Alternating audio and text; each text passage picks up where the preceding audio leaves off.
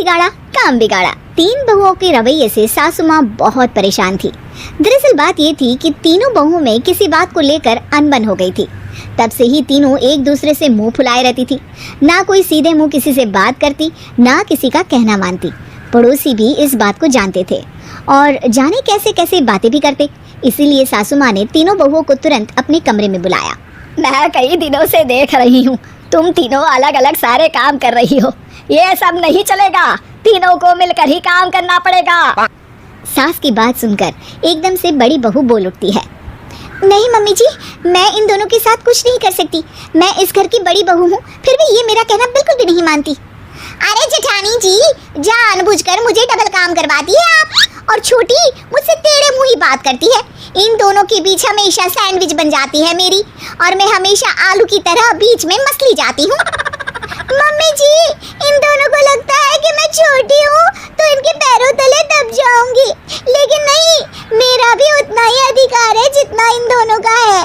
बड़ी आई दोनों मेरी चुगली करने के लिए, मुझे क्या कम समझ रखा है। तीनों बहू एक दूसरे से बहस करने लगती है और सास दोबारा ये देखकर टेंशन में आ जाती है और सबसे कहती है, चुप हो जाओ, अब से तुम तीनों सारे काम एक साथ करोगी। आंख बंद करके एक दूसरे की बात सुनोगी। तुम तीनों इस बात को गांठ बांध लो, वरना अगली छुट्टियों में तुम्हारा अपना मायके जाना कैंसिल। सास की बातें सुनकर डर के मारे तीनों हामी भर देती हैं। जी मम्मी जी, मैं समझ गई। हाँ मम्मी जी, जैसा आप कहें, आप जो कहेंगी मैं वही करूंगी। तीनों बहू सास की बात को गांठ बांध लेती है और वादा करती है कि अब से सारे काम वो तीनों एक साथ मिलकर ही करेंगी। ये सब देखकर सास खुश हो जाती है और वहाँ से चली जाती है। नीचे जाकर वो देखती है कि घर में शर्मा जी आए हुए होते हैं। सास जोर से आवाज लगाकर कहती है, अरे बहू, जरा चाय बनाकर तो लाना, शर्मा जी आए हैं। सास की बात सुनकर तीनों बहू तुरंत किचन की ओर भागती है और चाय बनाना शुरू कर देती है। मुझे तो एकदम मसाले वाली कड़क चाय पसंद है, तो हम शर्मा जी के लिए मसाले वाली चाय ही बनाएंगे। अरे नहीं दीदी, गर्मी के मौसम में मसाला चाय कौन पीता है? मैं तो शर्मा जी के लिए इलायची वाली चाय ही बनाऊंगी। ये कैसी बात कर रही हैं आप दोनों?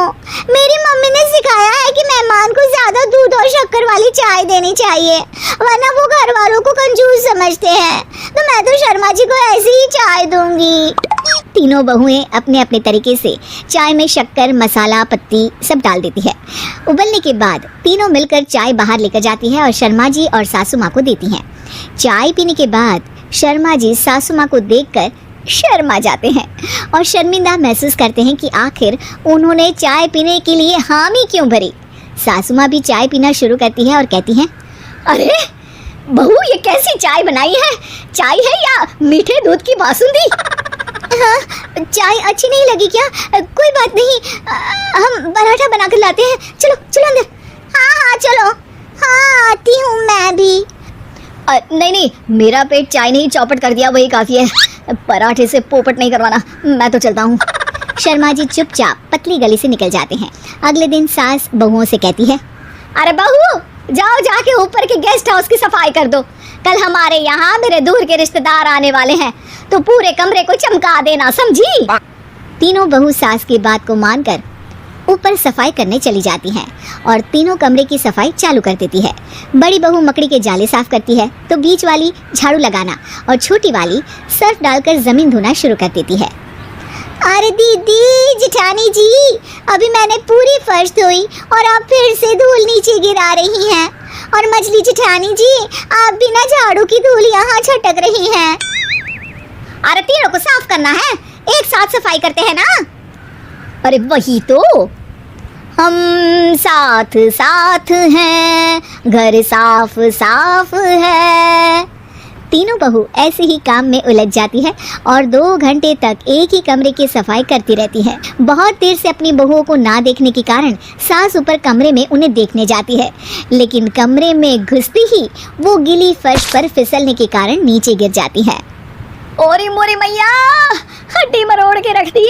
आए, मेरी तो कमर ही टूट गई रे। तीनों बहुएं सास को उठाती हैं और बिस्तर पर सुला देती है। अरे मेरे हाथ पैर दर्द कर रहे हैं, दबा दो, आराम मिलेगा। हाँ जी माँ जी। अरे जी माँ जी, जी माँ जी। और तीनों बहुएं एक साथ सास के हाथ को दबाना शुरू कर देती हैं। माँ की तो चीख ही निकल जाती है और नतीजा ये होता है कि सास के बचे हुए शरीर में भी दर्द उठ जाता है। हाय राम, ये क्या कर दिया तुम तीनों ने। अरे मेरी तो किस्मत ही फूटी है कि तुम जैसी बहुएं मुझे मिली। हे भगवान, पूरे शरीर में दर्द बढ़ गया है। अब तो पता नहीं कि चल भी पाऊंगी या नहीं। माफ करो, मुझे गलती हो गई मुझसे कि तुम तीनों को एक साथ काम करने के लिए बोला। सोचा था तीनों मिलके अच्छे से काम करेगी, लेकिन बड़े बुजुर्ग सही कहते थे कि 3 तिगाड़ा काम बिगाड़ा। तुम लोगों ने ये बात ना आज साबित करके दिखा दी। तुम तीनों को तो समझाना यानी मानो भैंस के आगे बीन बजाना है। तुम्हें अकेले अकेले काम करना है ना, तो अब से तुम अकेले ही अपना अपना काम करो। तीनों बहुएं वहां से जाने लगती है। अरे कहाँ जा रही हो? आप ही ने तो कहा कि अपना अपना काम करो, तो मुझे मुल्तानी मिट्टी लगानी है। अरे मुझे भी तो नेल पॉलिश लगानी है।